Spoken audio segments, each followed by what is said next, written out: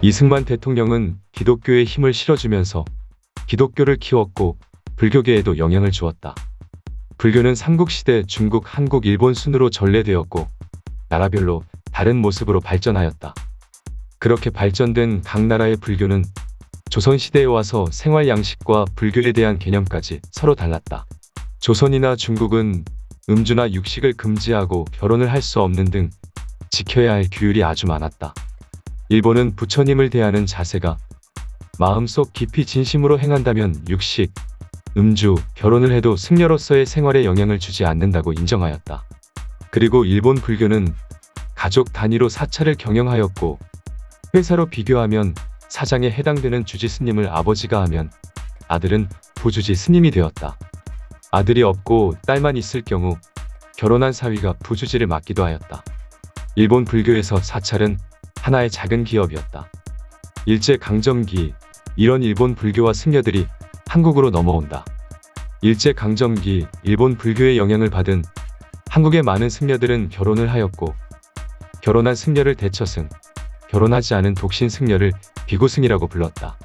일제강점기를 거쳐 결혼한 승려들이 늘어났고 전국의 사찰 90%는 대처승이, 사찰의 주지승이 되었다.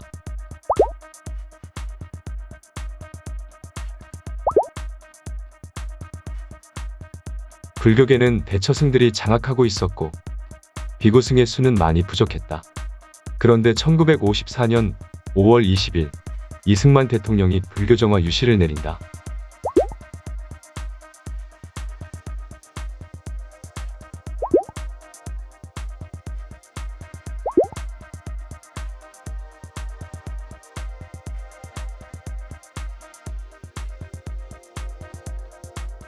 기독교 신자였던 이승만 대통령은 불교에서 일본의 잔재라고 생각되었던 대처승을 한국 불교의 전통을 지킨다는 이유로 사찰에서 내보내려고 하였다. 민주주의 국가에서 정치가 종교 문제에 개입을 한다는 건 있을 수 없는 일이지만 이승만 대통령은 유시를 내려 불교계 문제에 개입하였다.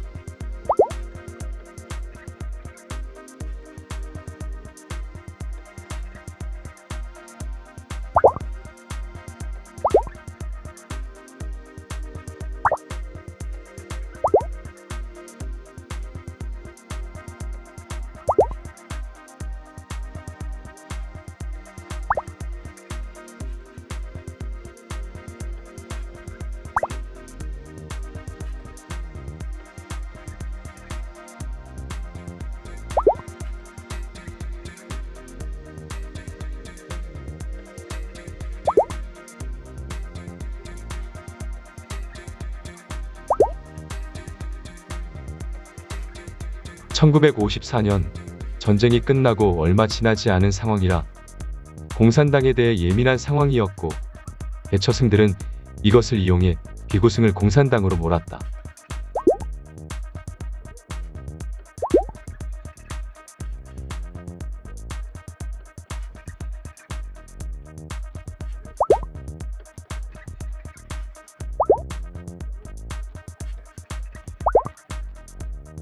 이승만 대통령은 대처승들의 이야기를 무시하고 1954년 11월 2차 유시를 내린다. 대통령의 두 번의 유시가 있었지만 대처승들은 사찰을 비울 생각이 없었다.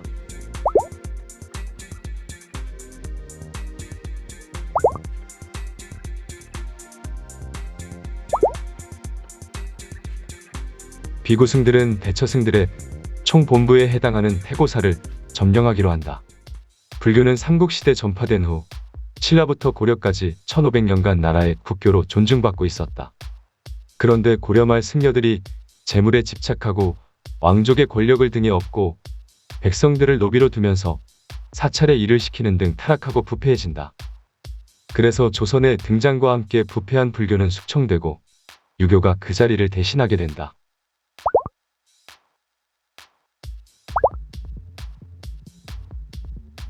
불교는 사후세계와 부처라는 신을 기본으로 한 종교의 개념이었고 유교는 인간사의 이치와 사회적 규범을 설법한 사상의 개념이었다. 조선은 유교가 자리 잡으면서 불교를 억제하는 정책을 시행하였다. 사대문 안에 있던 모든 사찰들은 외곽으로 쫓겨나고 승려들이 가지고 있던 토지와 노비들은 국가에 귀속되었다. 그리고 조선시대 승려가 되려면 국가의 허가가 필요했고 도첩이라는 증서를 발급받아야 하는 도첩제를 시행하였다. 도첩 증서 없이 승려가 되면 조선시대에는 모두 범법자였다. 조선시대 승려는 노비와 같은 최하층 신분이었고 각종 토목공사와 성벽을 쌓는 데 동원되었다. 조선 16대 왕인 인조는 사대문 안에 승려들이 들어오지 못하게 할 정도로 불교 억제 정책은 조선시대 내내 계속되었다. 그렇게 사대문 밖으로 쫓겨난 승려들은 사대문 안에 다시 사찰을 세우는 게 목표가 되었다.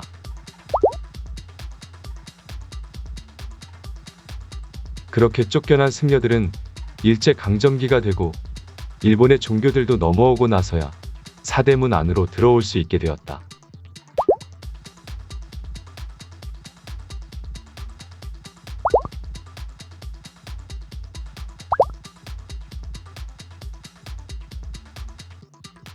사대문 안으로 들어올 수 있게 된 승려들은 불교계의 목표였던 사대문 안에 사찰을 세우기 위해 전국 승려들을 대상으로 모금을 하였고 1910년 5월 경복궁 앞 종로구 수성동에 각황사를 세운다. 각황사를 세워 목표를 이룬 불교계는 전국으로 흩어진 불교를 하나로 묶을 통합기관을 만들려 했으나 조선 총독부의 방해와 많은 승려들이 친일로 빠지면서 무산된다. 그런데 1932년 10월 26일 안중근 의사의 총에 맞아 죽은 이토 히로부미를 추모하기 위해 조선 총독부가 장충단 안에 방문사라는 사찰을 세운다.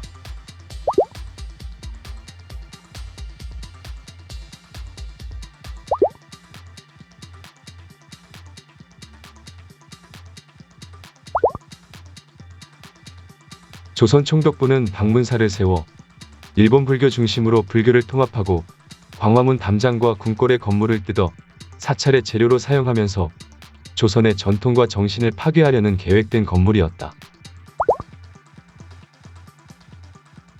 그래서 뜻있는 승려들이 조선 불교를 지키고 다시 한번 불교를 통합할 기관을 만들 계획을 세운다. 일제강점기 전라북도 정읍에는 독립운동가와 독립운동자금을 지원하던 민족색채가 강한 신흥종교 보청교가 있었다. 보청교는 신도수도 약 600만 명의 거대한 조직으로 조선 총독부도 부담스러운 종교 단체였다. 그런데 보청교 교주가 타계하자 조선 총독부는 민족 종교 말살과 보청교 해체 작업에 들어간다. 조선 총독부는 해체 작업과 동시에 보청교의 건물들을 경매로 올린다. 이때 경복궁의 근정전을 모방해서 만든 보청교의 메인 건물인 11전이 경매로 나온다. 11전의 모양은 경복궁의 근정전과 비슷했지만 크기는 더 큰 건물이었다. 불교계는 이 건물을 경매로 낙찰받아 해체해 가져온다. 해체한 건물 자재들을 가져와 각황사 옆 부지에 다시 건설을 한다. 그리고 한국 불교의 법통을 잇는다는 의미로 고려 말 불교 개혁에 힘쓴 보우 스님이 창건한 태고사라는 사찰의 이름을 가져다 사용한다. 1941년 한국의 불교는 조선의 사찰 및 승려를 관리할 기관인 조선불교 조계종을 발족하고 태고사를 총본산으로 한다. 비구승들은 한국 불교의 총본산인 태고사를 점령하고 간판을 조계사라는 이름으로 바꾼다.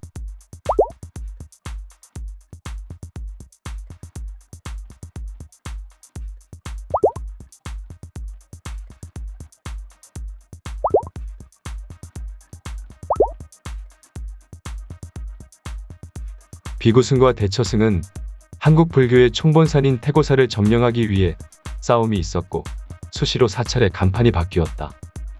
당시 비구승은 600명, 대처승은 7,000명이나 되었으니 상황은 좀처럼 변하지 않았고 비구승들은 대통령을 만나러 간다.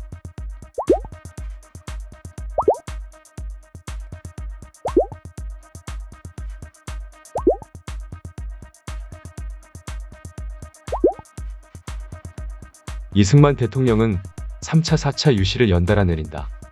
대립이 길어지자 비구승과 대처승은 정부의 주선으로 만난다.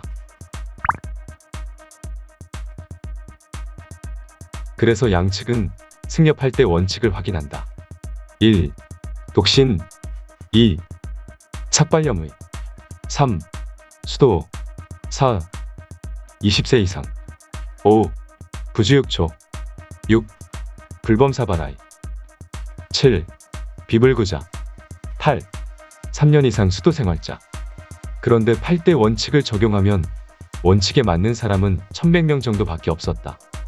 정부의 도움과 양쪽 집단의 합의로 명분까지 확보한 비구승들은 집단 행동에 들어간다.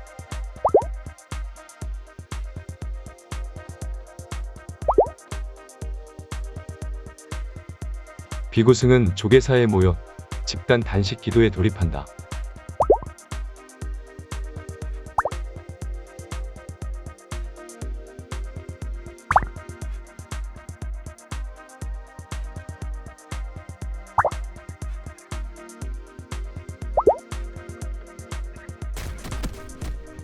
(1955년 6월 10일) 새벽 대처승들은 단식 기도를 하고 있는 비구승들을 습격한다. 조계사 테러 사건은 수십 명의 부상자가 발생하고 치료받다 죽은 승려도 발생하면서 신문에 알려진다.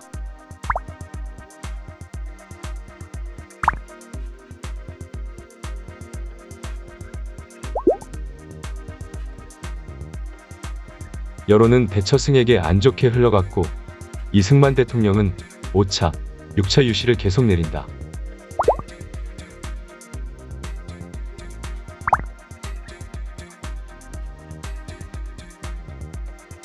이승만 대통령의 유시는 법적으로 아무런 효력도 없었고 국회의원들도 대통령의 종교 개입은 문제가 있다고 하였다. 법원도 대처승이 사찰을 지키는 건 문제가 없다는 판결을 내린다. 하지만 이승만 대통령은 누구보다 강한 권력을 가지고 있었다. 1955년 8월 12일 비구승은 조계사에서 전국 승려대회를 열고 모두 1000명이 참여하여 대한불교조 개종을 출범한다. 정부도 이들을 공식적으로 인정해주면서 조계종은 대한민국에서 인정받은 정식 불교단체가 된다.